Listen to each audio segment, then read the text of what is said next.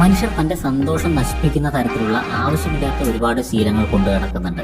അതായത് സൊസൈറ്റിയിൽ നിന്ന് അൺകോൺഷ്യസ്ലി നമ്മുടെ ഉള്ളിലേക്ക് കയറി കൂടിയ ആവശ്യമില്ലാത്ത കുറെ ശീലങ്ങളാണിത്. ഇത് ഹാപ്പിനെസ് കില്ലേഴ്സ് ആയിട്ടുള്ള ശീലങ്ങളാണ്. ഈ ശീലങ്ങൾ നമ്മുടെ ഉള്ളിൽ ഉണ്ടെന്നുണ്ടെങ്കിൽ നമുക്ക് എന്തുണ്ടായാലും സന്തോഷിക്കാൻ കഴിയില്ല. പ്രത്യേകിച്ച് ഈ ലോകത്തിൽ സന്തോഷമുള്ള ആളുകളെ കുറിച്ച് നിങ്ങളൊന്ന് ചിന്തിച്ചു നോക്കും. സന്തോഷമുള്ള ആളുകളെല്ലാം എല്ലാം തികഞ്ഞവരായിട്ടൊന്നും അല്ല സന്തോഷിക്കുന്നുണ്ടാവുക. സന്തോഷമുള്ള ആളുകൾ അവരുടെ ഒരു പ്രത്യേക രീതിയിലുള്ള തിങ്കിങ് പാറ്റേൺ, അവരുടെ ഒരു ആറ്റിറ്റ്യൂഡ് കൊണ്ടാണ് സന്തോഷിക്കുന്നത്.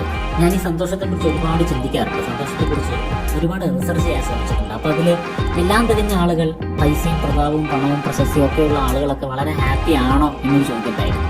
സത്യത്തിൽ അങ്ങനെ അല്ല എന്നുള്ളതാണ്. അത് മാത്രമല്ല, വളരെയധികം ദാരിദ്ര്യമുള്ള, പ്രത്യേകിച്ച് ഇവിടെ അറിയപ്പെടാത്ത ഒന്നും അല്ലാതെ ജീവിക്കുന്ന ആളുകളൊക്കെ ദുഃഖിതരാണോ? അങ്ങനെയല്ല. ആളുകൾ സന്തോഷത്തിലാണോ ദുഃഖിതരാണോ എന്നുള്ളതൊക്കെ ആ വ്യക്തിയുടെ കയ്യിലുള്ള മറ്റ് റിസോഴ്സസായി ബന്ധപ്പെട്ടതൊന്നും അല്ല. സന്തോഷം എന്നുള്ളത് ഒരു മനോഭാവമാണ്. ശരിയായിരിക്കും, നമ്മളുടെ സന്തോഷത്തിന് മറ്റ് പല കാര്യങ്ങളും വളരെയധികം മുതൽക്കൂട്ടായിരിക്കാം. അതിൽ പൈസ ഇല്ലാത്തൊരു വ്യക്തിയെ സംബന്ധിച്ചിടത്തോളം ആ വ്യക്തിക്ക് കയ്യിൽ പൈസ വരുമ്പോൾ മാത്രമാണ് സന്തോഷിക്കാൻ കഴിയുകയുള്ളൂ. അതൊക്കെ സത്യം തന്നെയാണ്. പക്ഷെ ഞാൻ പറഞ്ഞു വരുന്നത് എന്താണെന്ന് വെച്ചാൽ, ഒരിക്കലും ഇങ്ങനെ ചിന്തിക്കരുത്. നമുക്ക് വേണ്ടതെല്ലാം നമ്മുടെ കയ്യിൽ എത്തിക്കഴിഞ്ഞാൽ, ഇപ്പോൾ നമ്മൾ നീഡ്സ് എന്ന് പറഞ്ഞ്, നമ്മുടെ ആവശ്യങ്ങൾ എന്ന് പറഞ്ഞ് കാണുന്ന കാര്യങ്ങളൊക്കെ നമ്മുടെ കയ്യിൽ എത്തിക്കഴിഞ്ഞാൽ അതൊരു സന്തോഷത്തിന്റെ കാരണമാകുമെന്ന് വിചാരിക്കരുത്. ഒരു മനുഷ്യന്റെ നീഡ്സ് എല്ലാം നീഡ്സ് തന്നെയാണ്. പ്രൈമറി നീഡ്സ് എല്ലാം ആവശ്യമാണ്. അത് നമ്മുടെ ജീവൻ നിലനിന്ന് പോകാൻ, ഇവിടെ നമുക്ക് ജീവിക്കുവാൻ വേണ്ടി ആവശ്യമാണെന്നുള്ള ഒരു സത്യമാണ്. പക്ഷെ ഇതൊന്നും സന്തോഷത്തിന്റെ മാനദണ്ഡമല്ല. എന്തുകൊണ്ടാണെന്ന് വെച്ചാൽ, ഇത്തരത്തിലുള്ള പ്രൈമറി നീഡ്സ് എല്ലാം ധാരാളമായിട്ട് കിട്ടിക്കൊണ്ടിരിക്കുന്ന, അതെല്ലാം ഫുൾഫിൽഡ് ആയിരിക്കുന്ന ആളുകൾക്കും സന്തോഷമില്ലാത്ത അവസ്ഥ ഒരുപാടുണ്ട്. സോ ഇതിൽ നിന്ന് എന്താണ് മനസ്സിലാക്കേണ്ടത്? സന്തോഷം എന്നുള്ളത് ഒരു മനോഭാവമാണ്, ഒരു പ്രത്യേകതരം സ്റ്റൈലാണ്, അത് ജീവിത രീതിയാണ്. അത് നമ്മൾ മനസ്സിൽ തീരുമാനിക്കുന്ന ചില കാര്യങ്ങളാണ്. ബാഹ്യ സാഹചര്യങ്ങളുമായിട്ട് എപ്പോഴും നമ്മുടെ സന്തോഷത്തിന് വലിയ ബന്ധമൊന്നും ഉണ്ടാകണമെന്നില്ല. അപ്പോൾ അത്തരത്തിൽ നമ്മുടെ സന്തോഷത്തെ നശിപ്പിക്കുന്ന ചില സ്വഭാവങ്ങളുണ്ട്. ആ സ്വഭാവങ്ങളെ നമ്മൾ ഉപേക്ഷിച്ച് കഴിഞ്ഞാൽ നമ്മുടെ സന്തോഷം വെറുതെ ഇങ്ങനെ നഷ്ടപ്പെട്ടു പോവില്ല. അപ്പോൾ നമ്മുടെ സന്തോഷം ലീക്കായി പോകുന്ന ഈ ചില ചിന്താഗതികളിൽ മാറ്റം വരുത്തുവാൻ വേണ്ടി ഒന്ന് ശ്രമിച്ചു നോക്കൂ. കുറച്ചുകൂടെ ബെറ്റർ ആയിട്ടുള്ള ഹാപ്പിനെസ് ഉള്ള ഒരു ജീവിതം നമുക്ക് കിട്ടും. അതിൽ ഒന്നാമത്തെ കാര്യം എന്താണെന്ന് അറിയുമോ? നമ്മുടെ ജീവിതത്തിൽ പ്രശ്നങ്ങൾ ഒന്ന് കഴിഞ്ഞാൽ ഒന്ന് ഇങ്ങനെ വന്നുകൊണ്ടിരിക്കും. കടലിലെ തിരമാലകൾ പോലെയാണ് പ്രശ്നങ്ങൾ.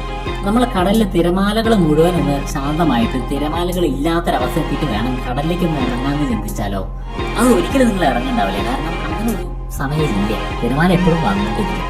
അതുകൊണ്ട് തിരമാലകൾ ഇങ്ങനെ നടന്നുകൊണ്ടിരിക്കുമ്പോൾ തന്നെ അതിന്റെ ഇടയിലൂടെ പറ്റുമെങ്കിൽ നിങ്ങൾ കടലിലേക്ക് ഇറങ്ങുക എന്നുള്ളത് മാത്രമാണ് നിങ്ങൾക്ക് വഴിയുള്ളൂ. തിരമാലകളെ ഭേദിച്ചുകൊണ്ട് കടലിൽ ഇറങ്ങി കളിക്കുന്നവരെ കണ്ടിട്ടില്ല. ഇത് തന്നെ വഴിയുള്ളൂ. ഇതുപോലെയാണ് ജീവിതം. ജീവിതത്തിൽ പ്രശ്നങ്ങൾ ഒടുങ്ങിയ ഒരു സമയമില്ല. ഒരു പ്രശ്നം കഴിയുമ്പോഴേക്കും അടുത്ത പ്രശ്നം അതിങ്ങനെ വന്നുകൊണ്ടേയിരിക്കും. എന്നാൽ ഈ പ്രശ്നങ്ങളെ നമ്മൾ അപ്രോച്ച് ചെയ്യുന്ന ഒരു രീതി, പ്രശ്നങ്ങൾ ഒരു സൈഡ്, ഇനി ഈ പ്രശ്നങ്ങളെ കുറിച്ച് നമ്മൾ ചിന്തിക്കുന്ന ഒരു രീതി, അതിലാണ് ഞാൻ പ്രത്യേകിച്ച് ശ്രദ്ധിക്കുന്നത്. നമ്മൾ ശ്രദ്ധിക്കേണ്ട ഒരു കാര്യം, നമുക്കൊരു പ്രശ്നം മുന്നിൽ വന്ന് നിൽക്കുകയാണെങ്കിൽ നമുക്ക് രണ്ട് രീതിയിൽ അവിടെ ചിന്തിക്കാൻ പറ്റും. അതേതൊക്കെയാണെന്നറിയോ? പ്രോബ്ലം ഓറിയന്റഡ് തിങ്കിങ്ങും സൊല്യൂഷൻ ഓറിയന്റഡ് തിങ്കിങ്ങും. ഈ രണ്ട് രീതിയിൽ നമുക്ക് ചിന്തിക്കാൻ പറ്റും. അതായത് നമ്മുടെ മുന്നിൽ ഒരു പ്രശ്നം വരുന്ന സമയത്ത് ആ പ്രശ്നത്തെ കുറിച്ച് ചിന്തിക്കുന്ന, ആ പ്രശ്നത്തിന്റെ ഡെപ്ത്, വിഡ്ത്ത്, ഹൈറ്റ്, ആ പ്രശ്നം ഉണ്ടാക്കി തന്ന ആളാരാണ്, ആ പ്രശ്നം എന്തുകൊണ്ടാണ് ഉണ്ടായത്, ആ പ്രശ്നം എന്തുകൊണ്ടാണ് എന്നെ ബാധിച്ചത്, പ്രശ്നത്തിന്റെ വിവിധ സൈഡുകളെ കുറിച്ച് ചിന്തിച്ചുകൊണ്ടിരിക്കുന്നു. ഇതാണ് ഒരു ടൈപ്പ് ഓഫ് തിങ്കിങ്. ഇനി നിങ്ങൾ ഒന്ന് പരീക്ഷിച്ച് നോക്കേണ്ട ഒരു കാര്യമാണ്, ഒരു പ്രശ്നം നമ്മൾ അഭിമുഖീകരിക്കുകയാണെന്നുണ്ടെങ്കിൽ ആ പ്രശ്നത്തെ കുറിച്ച് ഡീറ്റെയിൽ ആയി പഠിക്കാനൊന്നും പോകണ്ട. പ്രശ്നം എന്താണെന്നുള്ളത് ഏകദേശം ഐഡന്റിഫൈ ചെയ്ത് കഴിഞ്ഞാൽ നേരെ പരിഹാരം തരാൻ തുടങ്ങാം. എന്തൊക്കെ തരത്തിലുള്ള പരിഹാരങ്ങളാണ് ഈ പ്രശ്നത്തിന് പൊതുവെ ലോകത്തിലുള്ളത്? ഒരു മനുഷ്യൻ ആദ്യമായിട്ടാണോ ഇങ്ങനെ ഒരു പ്രശ്നം വരുന്നത്? ഞാനാണോ ഈ പ്രശ്നം അഭിമുഖീകരിക്കുന്ന ഏറ്റവും ആദ്യത്തെ വ്യക്തി? ഒരിക്കലും ആയിരിക്കില്ല. ഇതുപോലത്തെ പ്രശ്നങ്ങൾ പലർക്കും വന്നിട്ടുണ്ടായിരിക്കും. അപ്പൊ മനുഷ്യർ എന്ത് സൊല്യൂഷൻസ് ആണ് ഉപയോഗിക്കാറുള്ളത്? ഈ പ്രശ്നത്തിന് ഇപ്പൊ എനിക്ക് എന്തൊക്കെ സൊല്യൂഷൻസ് ഇവിടെ ഉപയോഗിക്കാൻ പറ്റും? ആ സൊല്യൂഷൻസ് ഇംപ്ലിമെന്റ് ചെയ്യാൻ വേണ്ടി ഞാൻ ഇപ്പൊ എന്ത് സ്റ്റെപ്പാണ് എടുക്കേണ്ടത്? ഞാനിതെല്ലാം മുൻകരുതലുകൾ എടുക്കണം, ഞാനിതെല്ലാം റിസോഴ്സസ് കണ്ടെത്തണം, ഞാനിതെല്ലാം വ്യക്തികളുമായി കണ്ടുമുട്ടണം. ഇങ്ങനെ സൊല്യൂഷന്റെ സൈഡ് ഉടനെ ചിന്തിക്കാൻ തുടങ്ങുക. പ്രശ്നത്തിന്റെ സൈഡ് ഒരു സൈഡിൽ നടന്നുകൊണ്ടിരിക്കുന്ന സമയത്ത് സൊല്യൂഷന്റെ സൈഡ് ഉടനെ ചിന്തിക്കാൻ തുടങ്ങുക. ഇപ്പൊ നമ്മുടെ വീടിന് തീ പിടിച്ചു എന്നുള്ളതാണ് ഒരു പ്രശ്നം എന്ന് വിചാരിച്ചോ. ഞാൻ നിങ്ങൾക്ക് ഇത് പെട്ടെന്ന് മനസ്സിലാക്കാൻ വേണ്ടി പറയുന്നതാ. നമ്മുടെ വീടിന് തീ പിടിച്ചു എന്നുള്ളതാണ് മുന്നിൽ നടക്കുന്ന പ്രശ്നമെങ്കിൽ എവിടെയൊക്കെയാണ് തീ പിടിക്കുന്നത്? നമ്മുടെ സിറ്റ് ഔട്ടിന് തീ പിടിച്ചോ? ബെഡ്റൂം തീ പിടിച്ച് കഴിഞ്ഞിട്ടുണ്ടാകുമോ?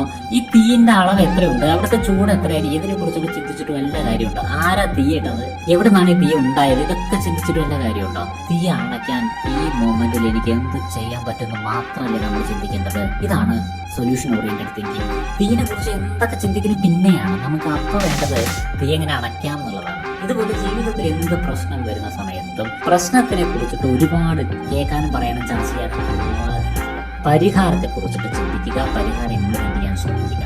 ഒരു പ്രശ്നത്തിന് പരിഹാരം ഉണ്ട് എന്നുണ്ടെങ്കിൽ നമ്മൾ ഇതിനെ വെറുതെ വിഷമിച്ചുകൊണ്ടിരിക്കുന്നത്, ആ പരിഹാരം തേടി കണ്ടുപിടിച്ച് അതങ്ങോട്ട് ചെയ്താൽ പോരെ. ഇനി അഥവാ ഒരു പ്രശ്നത്തിന് പരിഹാരം ഇല്ല എന്ന് വിചാരിച്ചു, അങ്ങനത്തെ പ്രശ്നങ്ങളുണ്ടാവും. പരിഹാരം ഇല്ലാത്ത പ്രശ്നങ്ങളാണ് നമ്മൾ അഭിമുഖീകരിക്കുന്നതെങ്കിൽ പിന്നെ അതിനെക്കുറിച്ച് ചിന്തിച്ചിട്ട് എന്താ കാര്യം? നമ്മൾ അതിനെ ഒഴിവാക്കുക. അതായത് ആ ഒരു സൈഡ് ചിന്തിച്ചിട്ട് ഒരു കാര്യമില്ല, വേസ്റ്റ് ആണ്. നമുക്ക് ബാക്കി എന്തൊക്കെ കാര്യങ്ങളോട് ജീവിക്കാൻ പറ്റുന്നുണ്ടോ നോക്കാം. ഇങ്ങനെയാണ് ഈ കാര്യത്തിൽ ചിന്താഗതി മാറ്റേണ്ടത്. രണ്ടാമത്തെ കാര്യം എന്താണെന്നറിയോ? സന്തോഷം പോകുന്ന കാര്യം, മറ്റുള്ളവർ എന്നെ കുറിച്ച് എന്ത് വിചാരിക്കും എന്ന ചിന്ത. ഈ ലോകത്തെ ഏറ്റവും വലിയ മണ്ടത്തരമാണ്, ഒരു വലിയ പകർച്ചവ്യാധി പോലത്തെ അസുഖമാണ്. മറ്റുള്ളവർ എന്നെ കുറിച്ച് എന്ത് ചിന്തിക്കുന്നുണ്ടായിരിക്കും. നമ്മൾ ചില കാര്യങ്ങളൊക്കെ പറയുകയോ ചെയ്യുകയോ ഒക്കെ ചെയ്തിട്ട് നമ്മുടെ വിചാരം മറ്റുള്ളവർ നമ്മളെ കുറിച്ച് ഇങ്ങനെ ചിന്തിക്കുന്നുണ്ടായിരിക്കും, പറയുന്നുണ്ടായിരിക്കും എന്നൊക്കെ. നിങ്ങൾ എന്താ വിചാരിച്ചിരിക്കുന്നത്? നിങ്ങൾ അത്ര ഇമ്പോർട്ടന്റ് ആയ ആളാണെന്നാണ് വിചാരിക്കുന്നത്? മറ്റുള്ള ആളുകൾ നിങ്ങളെ കുറിച്ച് സംസാരിക്കുകയും ചിന്തിക്കുകയും ഒക്കെ ചെയ്യാൻ നിങ്ങൾ അത്ര ഇമ്പോർട്ടന്റ് ആയ വ്യക്തിയാണെന്ന് വിചാരിക്കുന്നുണ്ടോ? നിങ്ങളൊന്ന് ചോദിച്ചു നോക്കൂ, നിങ്ങൾക്ക് ആരാണ് നിങ്ങളെ കുറിച്ച് ചിന്തിക്കുന്നുണ്ടായിരിക്കുന്ന സംശയം തോന്നുന്നത്? അയാളോട് ചോദിച്ചു നോക്കൂ, നീ എന്നെ കുറിച്ച് ചിന്തിച്ചുകൊണ്ടിരിക്കുകയായിരുന്നു, എന്നെ കുറിച്ച് പറഞ്ഞുകൊണ്ടിരിക്കുകയായിരുന്നു എന്ന്. ആയിരിക്കില്ല. ഇതാണ് രസം. നിങ്ങൾ എന്താണ് ചെയ്തുകൊണ്ടിരിക്കുന്നത് എന്നുള്ളത് ചിന്തിച്ചുകൊണ്ടൊന്നും ഇരിക്കാൻ ഈ ലോകത്തിൽ ആർക്കും അങ്ങനെ സമയമൊന്നുമില്ല. നിങ്ങളുടെ ജീവിതത്തെ ഫോക്കസ് ചെയ്തിട്ട് ലോകത്താരും ജീവിക്കുന്നില്ല. നമ്മളൊരു വലിയ സംഭവം ആയതുകൊണ്ട് പലരും നമ്മളെ കുറിച്ച് ചിന്തിക്കുന്നുണ്ടാവും, നമ്മളെ കുറിച്ച് പറയുന്നുണ്ടാവും എന്ന് വെറുതെ തോന്നുന്നതാണ്. നിങ്ങളെ കുറിച്ചൊന്നും ചിന്തിക്കാൻ ആർക്കും അത്ര സമയമില്ല. നിങ്ങളൊരു സെലിബ്രിറ്റി ഒന്നും അല്ല എങ്കിൽ തീർച്ചയായിട്ടും നിങ്ങളെ കുറിച്ചൊന്നും അധികം ആരും ചിന്തിക്കുന്നുണ്ടായിരിക്കില്ല, സംസാരിക്കുന്നുണ്ടായിരിക്കില്ല. റിലാക്സ് ആകും. നിങ്ങളെ കുറിച്ചൊന്നും ചർച്ച ചെയ്തുകൊണ്ട് സമയം വേസ്റ്റ് ആക്കാൻ ആരും തയ്യാറല്ല. അവർക്കെല്ലാം അവരുടെ ജീവിതമാണ് ഇമ്പോർട്ടന്റ്. അവരെല്ലാം അവരുടെ ജീവിതത്തെ കുറിച്ച് ചിന്തിക്കുകയും അവരുടെ ജീവിതത്തെ കുറിച്ചിട്ട് പ്ലാനുകൾ ഇടുകയും ചെയ്യുകയാണ്. നിങ്ങളുടെ ജീവിതം അവർക്ക് ഇമ്പോർട്ടന്റ് അല്ല, അവർ അത് ചിന്തിച്ചിരിക്കുകയല്ല. ഇനി ഒരുപക്ഷെ ചില ആളുകൾ നിങ്ങളെ കുറിച്ചിട്ട് ചിന്തിക്കുകയും പറയുകയും ചെയ്യുന്നുണ്ടായിരിക്കും. അങ്ങനെ നിങ്ങളെ കുറിച്ച് ചിന്തിച്ചുകൊണ്ട് സമയം ഇങ്ങനെ കിടത്തിപ്പോകുന്ന ആളുകൾ ഉണ്ടെന്നുണ്ടെങ്കിൽ ബയോളജിക്കൽ വേസ്റ്റേജ്. അവർക്ക് അവരുടെ ജീവിതം ഇമ്പോർട്ടന്റ് അല്ല, അവരുടെ സമയം പോകുന്നത് അവർക്ക് പ്രശ്നമില്ല, അവരുടെ ജീവിതം ഇമ്പോർട്ടന്റ് ആയിരുന്നു, ചെയ്യാനില്ല. അങ്ങനെ ഒരു വേസ്റ്റ് ജന്മമാണ്. അവരായിരിക്കും നിങ്ങളെ കുറിച്ച് ചിന്തിക്കുക. അവരിനിപ്പോ നിങ്ങളെ കുറിച്ചല്ല എന്തിനെ കുറിച്ച് ചിന്തിച്ചാലും കാര്യമില്ല, വേസ്റ്റ്. അപ്പൊ അങ്ങനെ വേണം നിങ്ങൾ ഈ കാര്യത്തെ കുറിച്ച് ചിന്തിക്കാൻ. ഡിഫറെന്റ് ആയിട്ടുള്ള കാഴ്ചപ്പാട് ആരംഭിക്കും. നിങ്ങളെ കുറിച്ച് ആരെന്ത് ചിന്തിച്ചാലും കുഴപ്പമില്ല. വേറൊരു കാര്യം, നിങ്ങളെ കുറിച്ചൊന്നും ചിന്തിച്ചുകൊണ്ടിരിക്കുക ആർക്കും ഇവിടെ ഒഴിവില്ല. ഇനി അഥവാ ആർക്കെങ്കിലും അങ്ങനെ ഒഴിവുണ്ടെങ്കിൽ അവർ അത്ര ഇമ്പോർട്ടന്റ് ആയ ആളല്ല, അവരിനിപ്പോ എന്ത് ചിന്തിച്ചാലും കുഴപ്പമില്ല. ഈ രീതിയിൽ ഒരു ചിന്താഗതി ഡെവലപ്പ് ചെയ്യും. അപ്പോൾ നിങ്ങളെ കുറിച്ച് മറ്റുള്ളവരെന്ത് വിചാരിക്കും എന്ന ചിന്തയുടെ ടെൻഷൻ ഒഴിവായിരിക്കും. ഇത് നിങ്ങളെ സന്തോഷത്തെ നശിപ്പിക്കുന്ന ഒരു ശീലമായതുകൊണ്ടാണ് ഇത് ഒഴിവാക്കണമെന്ന് ഞാൻ പറയുന്നു. മറ്റൊരു പ്രധാനപ്പെട്ട പ്രശ്നം, നമ്മുടെ ജീവിതത്തിലെ സന്തോഷം നശിപ്പിക്കുന്ന ഒരു പ്രശ്നം, നമ്മുടെ ജീവിതത്തെ മറ്റുള്ളവരുമായിട്ട് താരതമ്യം ചെയ്യും. ഈ ഗ്രഹത്തിൽ ഏകദേശം 7.5-8 ബില്യൺ ഉള്ള ആളുകളുണ്ട്. മിക്കവാറും എല്ലാവർക്കും പറയുന്ന ഒരു കഥയുണ്ടാകും. എല്ലാവരുടെയും ഫിംഗർ പ്രിന്റ് ഡിഫറെന്റ് ആണ്, എല്ലാവരുടെയും ഫേസ് ഡിഫറെന്റ് ആണ്, എല്ലാം ഡിഫറെന്റ് ആണ്. എല്ലാ മനുഷ്യരും യുണീക്കാണ് ഈ ലോകത്ത്. ഇവിടെ നമ്മൾ ആരെയെങ്കിലും പോലെ ആകാൻ വേണ്ടി ശ്രമിക്കുകയാണെന്നുണ്ടെങ്കിൽ നമ്മൾ വിഡ്ഢിയാണ്. കാരണം നമ്മളെ യൂണിവേഴ്സ് ഡിസൈൻ ചെയ്തപ്പോൾ തന്നെ തികച്ചും വ്യത്യസ്തമായ ഒരു ഡിസൈൻ ആയിട്ടാണ് ഡിസൈൻ ചെയ്തിരിക്കുന്നത്. നമ്മളെ പോലെ മറ്റൊരാളില്ല. ഈ ലോകത്ത് ഒരാളെ പോലെ മറ്റൊരാൾ ഒരിക്കലും ഉണ്ടാവുന്നേയില്ല. ഓരോ മനുഷ്യനും ഡിഫറെന്റ് ആണ്. അപ്പൊ ഡിഫറെന്റ് ആയിട്ടുള്ള നമ്മൾ നമ്മുടേതായ ഡിഫറെന്റ് ആയിട്ടുള്ള രീതിയിൽ തന്നെ ജീവിക്കേണ്ടവരാണ്. നമ്മൾ ആരെയും പോലെ കോപ്പി എടുത്ത് ജീവിക്കാൻ പാടില്ല.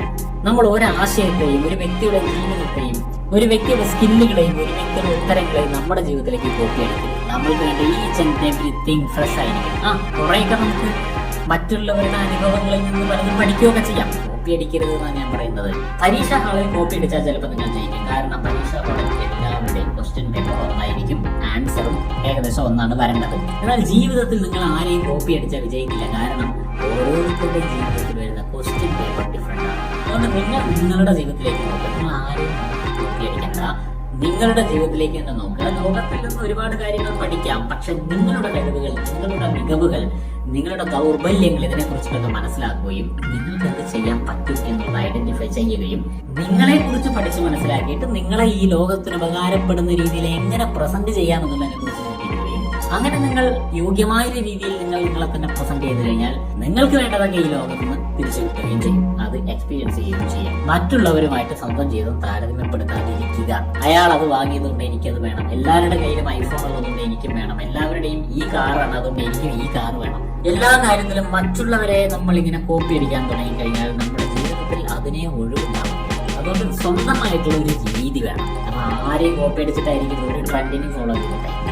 അടുത്ത കാര്യം എന്താണെന്ന് അറിയുമോ? നിങ്ങളുടെ ചുറ്റുമുള്ള ആളുകളിൽ നിങ്ങൾ പൂർണ്ണത പ്രതീക്ഷിക്കുന്നു എന്നുള്ളത് നിങ്ങളുടെ ദുഃഖത്തിന്റെ ഒരു കാരണമായിരിക്കും. നിങ്ങളുടെ ഹാപ്പിനെസ് പോകുന്നതിന്റെ ഒരു പ്രധാനപ്പെട്ട കാര്യമാണ് നിങ്ങളുടെ ചുറ്റും ജീവിക്കുന്ന ആളുകളിലൊക്കെ നിങ്ങൾ പെർഫെക്റ്റ് ആയിട്ടുള്ള ആളുകളെ കാണാൻ ശ്രമിക്കുന്നു. നിങ്ങളുടെ കൂടെ ജീവിക്കുന്ന ആള്, നിങ്ങളുടെ ഭാര്യ ഒരു പെർഫെക്റ്റ് ഭാര്യയായിരിക്കണം എന്ന് ചിന്തിക്കുന്നു. നിങ്ങളുടെ ഭർത്താവ് ഒരു പെർഫെക്റ്റ് ഭർത്താവായിരിക്കണം എന്ന് ചിന്തിക്കുന്നു. നിങ്ങളുടെ കുട്ടികൾ ഒരു പെർഫെക്റ്റ് കുട്ടികളായിരിക്കണം എന്ന് ചിന്തിക്കുന്നു. നമ്മുടെ അച്ഛനും അമ്മയും പെർഫെക്റ്റ് അച്ഛനും അമ്മയായിരിക്കണം എന്ന് ചിന്തിക്കുന്നു. എന്നാൽ ഒരു സത്യം എന്താണെന്ന് അറിയുമോ? എല്ലാവരും ഇംപെർഫെക്റ്റ്. ഇവിടെ തികഞ്ഞ മനുഷ്യരേ ഇല്ല, തികഞ്ഞ മാതാപിതാക്കളില്ല, തികഞ്ഞ ഇണകളില്ല, തികഞ്ഞ കുട്ടികളില്ല, തികഞ്ഞ അയൽക്കാരില്ല, തികഞ്ഞ ജോലിക്കാരില്ല, ആരുമില്ല. എല്ലാവരും തികഞ്ഞവരെ ആഗ്രഹിക്കുന്നു, പൂർണ്ണതയുള്ളവരെ, പെർഫെക്റ്റ് ആയിട്ടുള്ള ആളുകളെ ആഗ്രഹിക്കുന്നു. എന്നാൽ എല്ലാവരും അഡ്ജസ്റ്റ് ചെയ്ത് പോയിക്കൊണ്ടിരിക്കുകയാണ്. ആരും പെർഫെക്റ്റ് അല്ല എന്നുള്ളതാണ്. സോ മനുഷ്യരുടെ ഇടയിലുള്ള ഇംപെർഫെക്ഷനെ നമ്മൾ അംഗീകരിക്കാത്തിടത്തോളം കാലം നിങ്ങൾ ഓരോ മനുഷ്യനെ കുറിച്ച് കുറ്റം പറഞ്ഞുകൊണ്ടിരിക്കും. മനുഷ്യരുടെ കുറ്റങ്ങളും കുറവുകളും പറഞ്ഞുകൊണ്ടേയിരിക്കും. ഒരു മനുഷ്യനെ കുറിച്ച് നിങ്ങൾ കുറ്റം പറയുന്നുണ്ടെങ്കിൽ, ആ വ്യക്തിയുടെ തെറ്റുകൾ നിങ്ങൾ വളരെയധികം ഡിസ്റ്റർബ് ചെയ്യുന്നുണ്ടെങ്കിൽ, ആ വ്യക്തിയെ നിങ്ങൾ അനാവശ്യമായ ഒരു പെർഫെക്ഷൻ മനോഭാവത്തോടെ കാണാൻ ആഗ്രഹിക്കുന്നു എന്നുള്ളതാണ്. നിങ്ങൾ ആ വ്യക്തിയുടെ മേലെ കൊടുത്തിരിക്കുന്ന ആ ആഗ്രഹം എടുത്ത് കളഞ്ഞാൽ എല്ലാ പ്രശ്നവും കഴിഞ്ഞു. മനുഷ്യനാണ് തെറ്റുകളും കുറ്റങ്ങളും നിറഞ്ഞൊരു ജീവിയാണ്. ഒരുപാട് ചതികളുള്ള, ഒരുപാട് സ്വാർത്ഥതകളുള്ള ഒരു ടൈപ്പ് ജീവിയാണ്.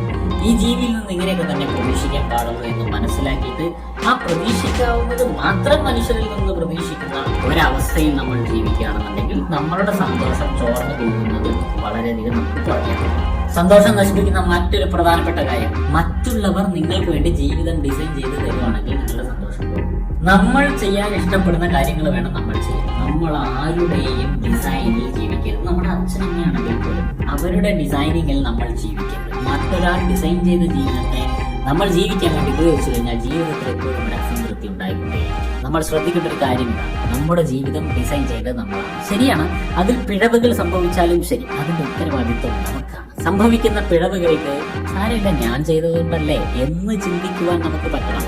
നമ്മുടെ ജീവിതത്തിൽ പിഴവുകൾ സംഭവിക്കുന്ന സമയത്ത് നിങ്ങൾ ചെയ്തത് കൊണ്ടാണ് അങ്ങനെയായത്, നിങ്ങൾ പറഞ്ഞത് കേട്ടത് കൊണ്ടാണ് ഇങ്ങനെയായത് എന്ന് പറയേണ്ട ഒരു അവസ്ഥ വരരുത്. ഫുൾ റെസ്പോൺസിബിലിറ്റി അവനവനെ ഏറ്റെടുക്കുക അവനവന്റെ ജീവിതത്തിന്റെ. ഒരു കാര്യം പ്രത്യേകം പറയാണ്, ഒരു ജീവിതത്തിന്റെയും ഫുൾ റെസ്പോൺസിബിലിറ്റി നമുക്ക് ഏറ്റെടുക്കാൻ പറ്റില്ല. കാരണം നമ്മൾ ഒരു സോഷ്യൽ ആനിമലാണ്, ഒരു ബയോളജിക്കൽ നെറ്റ്വർക്കിലെ ഭാഗമാണ്. എന്നാലും നമ്മൾ മറ്റൊരാൾ ഡിസൈൻ ചെയ്യുന്ന ജീവിതത്തിലൂടെ പോകാതിരിക്കുക എന്നുള്ളതാണ് ഞാൻ പറയുന്നത്. മറ്റൊരു പ്രധാനപ്പെട്ട കാര്യം, അവസാനത്തെ കാര്യമാണ്, നമ്മുടെ ജീവിതത്തിൽ വളരെ പ്രധാനപ്പെട്ട പല കാര്യങ്ങളും നമുക്ക് വളരെ പ്രധാനപ്പെട്ടതായിട്ട് തോന്നാതെ വരുമ്പോൾ നമ്മൾ ദുഃഖം അനുഭവിക്കേണ്ടി വരും. അതായത് വളരെ ഇമ്പോർട്ടന്റ് ആയ പല കാര്യങ്ങളെയും നമ്മൾ അവഗണിക്കുന്നു. പല ആളുകളും ചെയ്യുന്നൊരു വലിയ കുറ്റകൃത്യമാണത്, ഒരു തെറ്റാണ്.